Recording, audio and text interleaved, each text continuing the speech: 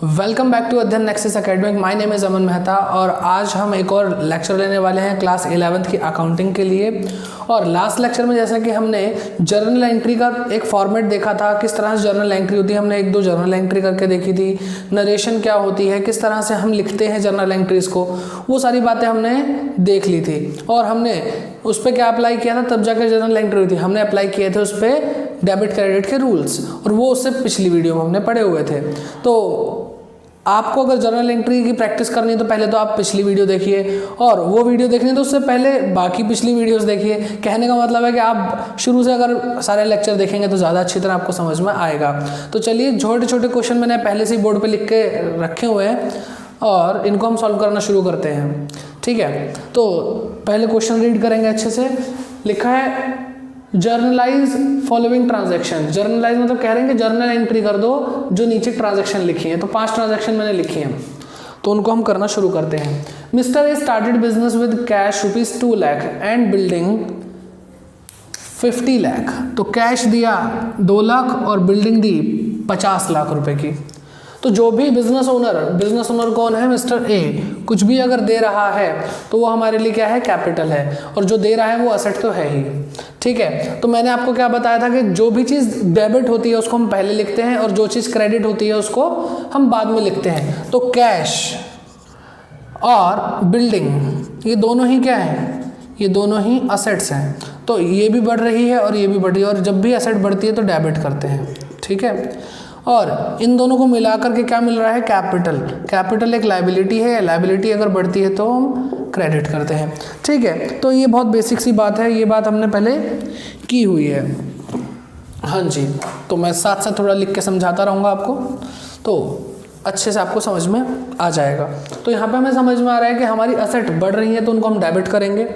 ठीक है, तो डेट का कॉलम मैंने नहीं बनाया क्योंकि अभी हमें क्वेश्चन में डेट मेंशन नहीं है। अगर डेट मेंशन होगी तो आपको डेट का कॉलम बनाना है और उसमें जिस ट्रांजैक्शन की जो डेट है उसको पहले लिखना है, फिर उसकी जर्नल एंट्री करेंगे। ठीक है, तो मैंने बताया था जो चीज़ डेबिट हो रही है उसको पहले लिखो। तो हमने लिखा कैश अकाउंट डेबिट।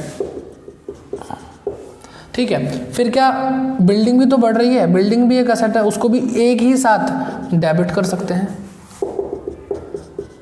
क्या सर एक ही एंट्री के अंदर दो डेबिट हो सकती हैं चीज़ें? सच्ची में? हाँ बिल्कुल, मैंने करा है तभी तो। ओके, अब ये था 2 लाख रुपीस और ये है 50 लाख रुपीस। ओके, तो अब मैंने स्पेस छोड़ा और मैंने क्रेडिट करना शुरू कर दिया किसको, कैपिटल को। तो कैपिटल अकाउंट भी क्रेडिट। कितना हो गया, दोनों को मिला के 52 लैक्स। ठीक है, और यहाँ पे मैं क्या लिखूंगा, नरेशन। बीइंग बिजनेस स्टार्टेड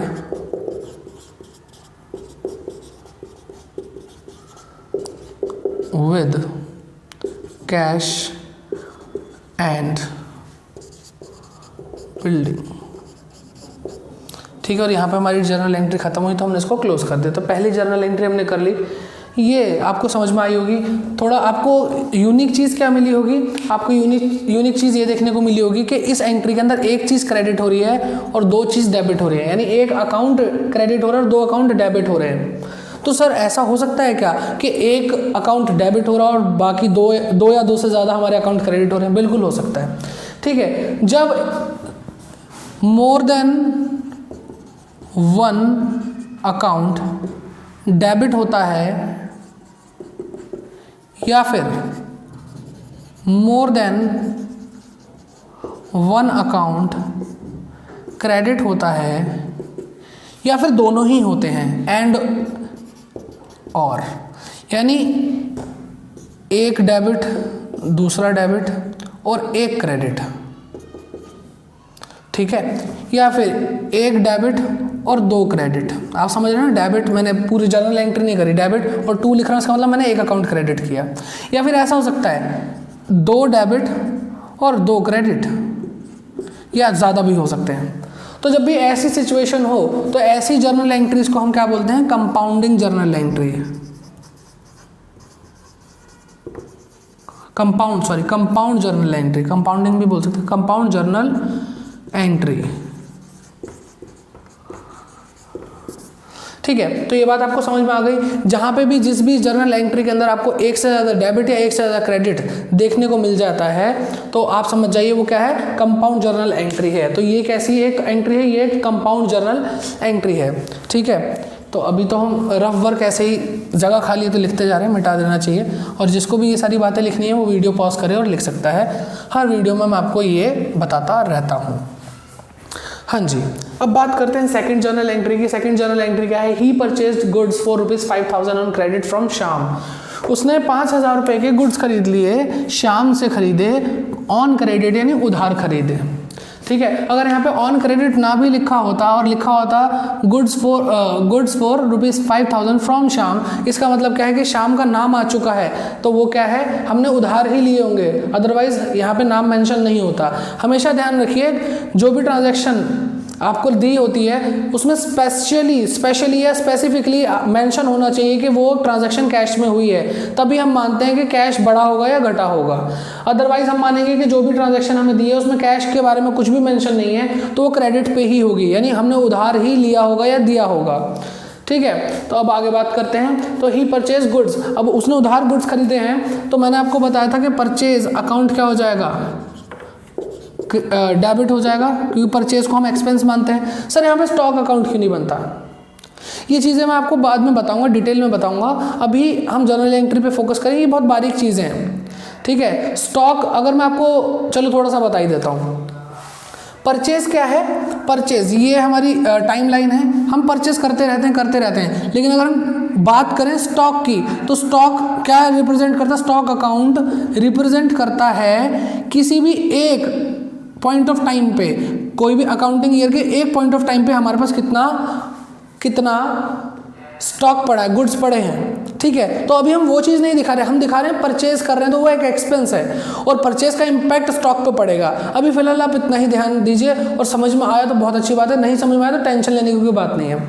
ठीक है, इतना कोई ज़्यादा दिक्कत नहीं आ गई, अभी आपकी अकाउंटिंग जर्नी शुरू हुई है, अभी आप जस्ट 11th क्लास में हैं। ठीक है, लेकिन अगर आप इतनी हाई लेवल पे चीज़ें सोच लेते हैं और समझ भी पाते हैं फिर तो बहुत अच्छी बात है, घर पे बैठ के आप अपने लिए तालियां बजा सकते हैं। ठीक है, ओके। तो अब परचेज अकाउंट डेबिट के बारे में बात कर ली हमने कि परचेज क्या है, हम गुड्स परचेज कर रहे हैं तो परचेज एक एक्सपेंस है, वो डेबिट होगा। एक्सपेंस जब भी होते हैं तो क्या होते हैं, डेबिट होते हैं। कितने से होंगे, 5,000 हमें दिया हुआ है क्वेश्चन में। ओके, और अब क्या हुआ, क्या मैंने कैश पे करा, नहीं, मैंने तो उधार लिया और श्याम मेरा क्या बन गया, क्रेडिटर बन गया। श्याम मेरा क्रेडिटर बन गया, क्रेडिटर। और क्रेडिटर एक लायबिलिटी होती है और लायबिलिटी यहाँ पे बढ़ रही है, तो बढ़ रही है तो मैं क्या करूँगा, क्रेडिट करूँगा। तो देखो मैंने यहाँ पे स्पेस छोड़ा, 2 लिखा और लिख दिया श्याम। ठीक है, कितना, 5,000। आसान है। ओके सर, श्याम अकाउंट क्यों नहीं लिखा, सर ऐसे लिखो ना श्याम अकाउंट, बेटा ये गलत हो जाएगा, आप श्याम अकाउंट नहीं लिख सकते। सर क्यों, बाकी सब अकाउंट, हमारा श्याम अकाउंट नहीं हो सकता, हो सकता है। जब भी हम नेचुरल पर्सन अकाउंट के बारे में बात करते हैं तो श्याम्स अकाउंट लिखते हैं, या तो आप ऐसे लिखोगे Shyam's account, Ram's account, otherwise आप सिर्फ नाम लिखोगे, अकाउंट लिखने की आपको ज़रूरत नहीं है। इस बात का ध्यान रखना। ठीक है, बहुत छोटी सी चीज़ें हैं, ये ध्यान होनी चाहिए, अदरवाइज इंसल्ट हो जाती है एग्ज़ाम टाइम पे। ठीक है, तो purchase account debit to Shyam, हमें समझ में आया यहाँ तक। अब इसके लिए नरेशन लिखते हैं, being goods purchased on credit from Shyam. अच्छा, अगर किसी को नरेशन लिखने में प्रॉब्लम है तो ध्यान से देखिए कि हम ज़्यादातर क्या कर रहे हैं, हमें जो क्वेश्चन के अंदर दिया हुआ है उसी को हम थोड़ा कन्वर्ट करके लिख लेते हैं। ठीक है, बाकी ऐसा कुछ नहीं है कि हमें ऊपर से कॉपी करके नीचे पेस्ट करना है, ऐसा नहीं है, हम अपना दिमाग भी लगा सकते हैं। मैंने आपको लेक्चर में क्या समझाया था पिछले, मैंने आपको समझाया था कि जो भी ट्रांजैक्शन हो रही है आपको जस्ट उसको एक्सप्लेन करना है अपने शब्दों में। ठीक है, तो यहाँ पे गुड्स खरीदे जा रहे हैं श्याम से।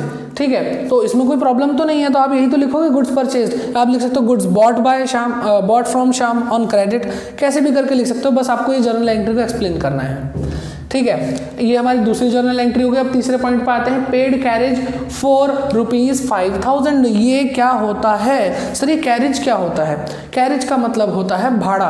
भाड़ा मतलब सर ये तो ज़्यादा मतलब अजीब सी हिंदी हो गई, चलो मैं आपको बताता हूँ कैरेज का मतलब क्या होता है। जैसे आप कोई सामान लाते हैं या ले जाते हैं, मंगवाते हैं, सॉरी लाते ले जाते हैं क्या होता है, ठीक है, हम क्या कर रहे हैं, हम कोई सामान मंगवा रहे हैं किसी से, तो वो किसी चीज़ पे तो आएगा, ठीक है, बैलगाड़ी, घोड़ा गाड़ी, टेम्पो पे आएगा, किसी बस में आएगा, किसी रेलगाड़ी पे आएगा, या सीधा हवाई जहाज से आ जाएगा, आएगा कि नहीं आएगा।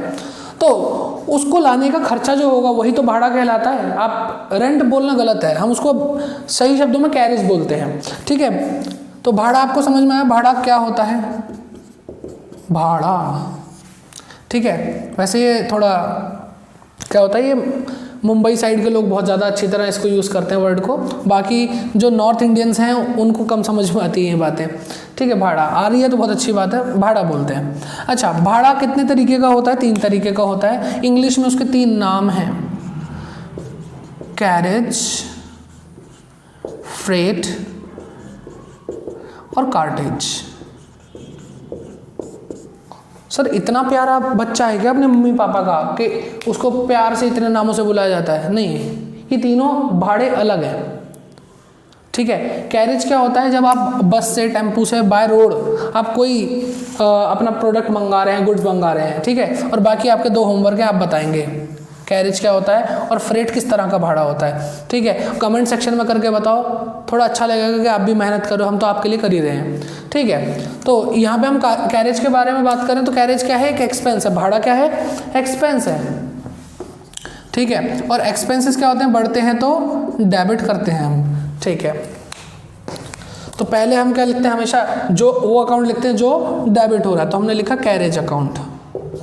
सर क्या कुछ भी मतलब अगर दिया हो तो वो अकाउंट उसके आगे लगा दो तो उसका अकाउंट खुल जाता है?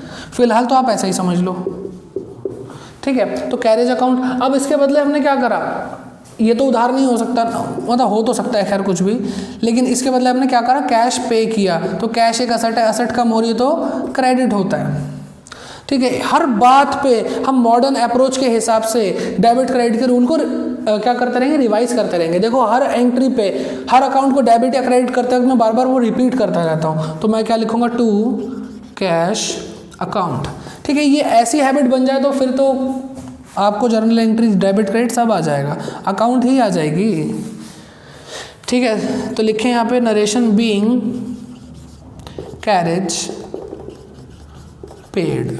अब कोई ये मतलब ना पेड इन कैश, अरे कैश में ही पे होता है, नॉर्मली तो चीज़ें कैश में ही पे होती हैं, ठीक है। और अगर आप बैंक से भी कुछ पे कर रहे हो तो पेड लिखा है और ऊपर दिखाई दे रहा है कि बैंक अकाउंट हमारा क्रेडिट होगा, व्हाटएवर, अभी तो फिलहाल कैश हो रहा है, ठीक है। अब बात करते हैं 4th एंट्री की। ही sold goods costing ₹2,500 for ₹4,000 in cash, ठीक है। तो इन्होंने सामान बेचा भाई साहब ने, जिसकी कॉस्ट थी ₹2,500 और बेचा कितने का, ₹4,000 का। पैसे छाप रहा है लड़का, चलो कोई बात नहीं, छापने दो। अब मैं थोड़ा इसको रफ कर लेता हूँ क्योंकि वो स्पेशली हमने जगह बचा रखी है सेकंड क्वेश्चन के लिए, ठीक है। तो जिन्होंने नोट नहीं करा, नोट करना चाहते हैं, ऐसी इच्छा अपने मन में रखते हैं, तो अपनी इच्छा पूरी करें, पॉज करें वीडियो और नोट कर सकते हैं, ठीक है। अब मैं मिटा देता हूँ इसे, हाँ जी, ओके। तो वैसे तो देखो जर्नल एंट्री, डेबिट क्रेडिट इतना आसान है, बहुत ज़्यादा आसान है, लेकिन अगर यहाँ पे लापरवाही हुई तो बचने की संभावना बिल्कुल कम है ना। There is a low possibility that you can save yourself in examination. आप अपने आप को एग्ज़ाम में बचा नहीं पाएंगे। कैसे बचाओगे जब डेबिट क्रेडिट ही नहीं आता? और मैंने आपको पहले ही बताया था कि डेबिट क्रेडिट जर्नल एंट्री सांसें हैं, किसकी, हमारे अकाउंट्स की, ओके। चलो जी, थोड़ा सा साफ हो गया, ये बहुत मेहनत से मिटाया है, लाइनें बचा बचा के, हाँ जी। अब हम 4th जर्नल एंट्री करने वाले हैं। तो हुआ क्या, हुआ है सेल।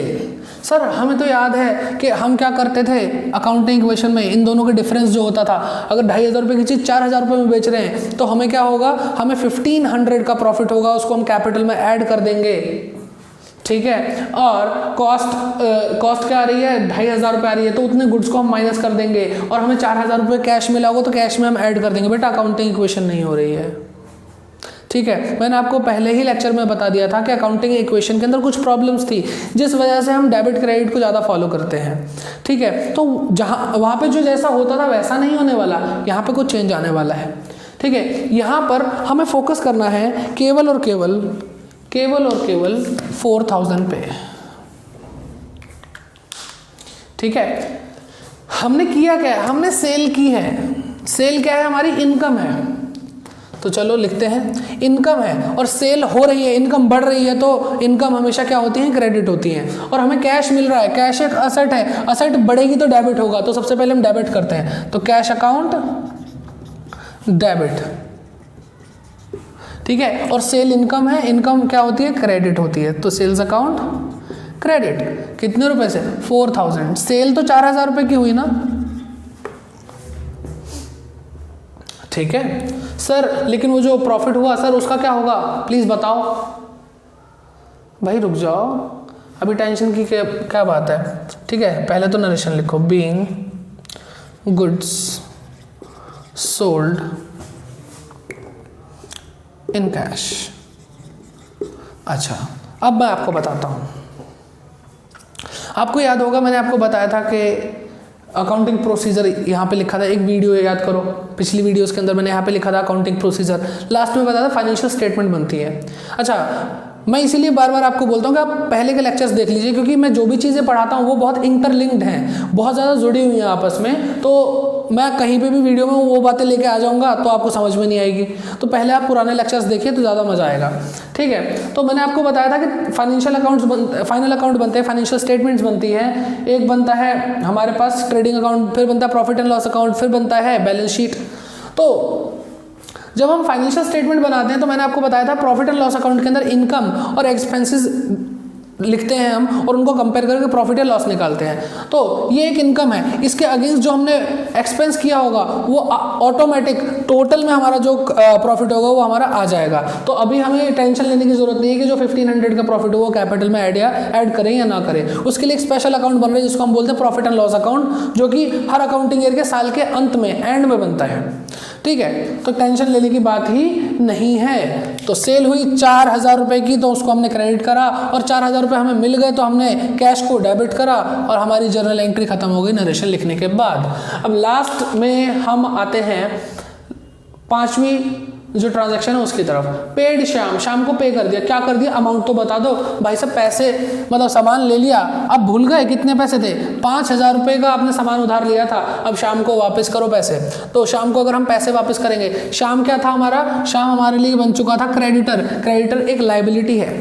अब मैं शाम को पैसे दे रहा हूं तो मेरी लाइबिलिटी कम हो जाएगी ना, और लाइबिलिटी जब कम होती है तो हम उसको डेबिट करते हैं। तो मैं लिखूंगा शाम। ठीक है, शाम को कर दिया डेबिट टू। अब मैंने उसको पैसे दिए तो कैश कम हुआ होगा, कैश एक असेट है, असेट कम होती है तो क्रेडिट करते हैं, हमने कर दिया 5000 रुपये। ठीक है, और जब भी आपका क्वेश्चन खत्म हो आप यहाँ पे टोटल कर सकते हैं। अभी तो मैंने उसको रफ कर दिया, तो ऊपर से नीचे आकर टोटल कर देंगे और दोनों टोटल बराबर होंगे, क्योंकि जितना डेबिट करा उतना ही अमाउंट हमने क्रेडिट करा है। तो आई होप आपको क्वेश्चन नंबर 1 अच्छी तरह समझ में आया होगा। कोई भी आपको डाउट होता है, कोई भी अगर आपको प्रॉब्लम आती है तो कमेंट सेक्शन में आप पूछिए। ठीक है, अब बढ़ते हैं हम क्वेश्चन नंबर 2 की तरफ, अच्छी तरह इसको समझते हैं। ठीक है, इन्होंने लिखा पास जर्नल एंट्री, ये भी हमसे कह रहे हैं कि जर्नल एंट्री करो। Started business with cash ₹5 lakh, तो 5 लाख रुपए मार्कर ये रख देते हैं हम। तो पहली transaction started business with cash, cash एक असेट है, बढ़ रही है, और हम बिजनेस स्टार्ट कर रहे हैं तो कैपिटल इंट्रोड्यूस होगी, तो कैपिटल अकाउंट क्या हो रहा है, कैपिटल अकाउंट क्रेडिट हो रहा है। ठीक है, तो यहाँ पे डेबिट लिख दो पहले। तो कितना 5 लाख रुपीज़ का कैश आया, बढ़ गया तो हमने डेबिट कर दिया, और इसकी वजह से कैपिटल भी बढ़ गई तो हमने क्रेडिट कर दिया। ओके, तो मैं फिर से क्या लिखूँ, ये वाली जर्नल एंट्री तो आप इतनी बार करोगे जब आप प्रैक्टिस करोगे। आपके पास बुक है, उसके अंदर क्वेश्चंस हैं, क्वेश्चन जब भी आप करोगे तो ऑलमोस्ट हर क्वेश्चन के अंदर आपको बार बार ये पहली ट्रांजैक्शन मिलने वाली है। बार बार आप कैपिटल इंट्रोड्यूस वाली एंट्री करोगे, बिजनेस स्टार्टेड वाली एंट्री करोगे, तो अच्छी बात है। चलो, प्रैक्टिस करने से आपको याद रहेगा क्या क्रेडिट होता है क्या डेबिट होता है। तो यहाँ पे लिखेंगे being business started with cash. ठीक है, ये ट्रांजैक्शन ओवर, बंद कर दो इसकी जर्नल एंट्री को। अब बात करते हैं दूसरी ट्रांजैक्शन की, purchase goods for ₹10,000 in cash. हमने गुड्स खरीदे, परचेज किया। परचेज अभी मैंने आपको बताया कि परचेज एक एक्सपेंस है, एक्सपेंस क्या होगा, डेबिट हो जाएगा, तो मैंने इसको डेबिट कर दिया। कितने गुड्स परचेज करे, 10,000 के हमने गुड्स परचेज करे। अच्छा, और हमने क्या करा, इन कैश, यानी हमने पैसे दिए हैं, हमने उधार नहीं लिया इस बार, तो पैसे कैश दिए होंगे तो कैश कम होगा, कैश एक असेट कम होती है तो हम क्या करेंगे, क्रेडिट करेंगे। ओके, तो टू कैश अकाउंट। तो फिर नरेशन लिखो, ठीक है ना, being goods purchased in cash,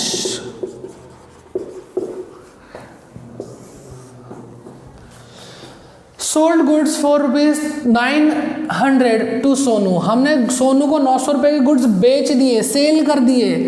मज़ा आ गया, सेल होती है अच्छा लगता है ना, इनकम है हमारी, और इनकम जब भी होती है तो उसको हम क्रेडिट कर देते हैं। और सोनू को बेचे, कहीं पे नहीं लिखा कैश, कैश नहीं लिखा, तो ये उधार होगा, तो हम लिखेंगे हाँ ये क्रेडिट है ना, हमने उधार में खरीदा और बेचा होगा।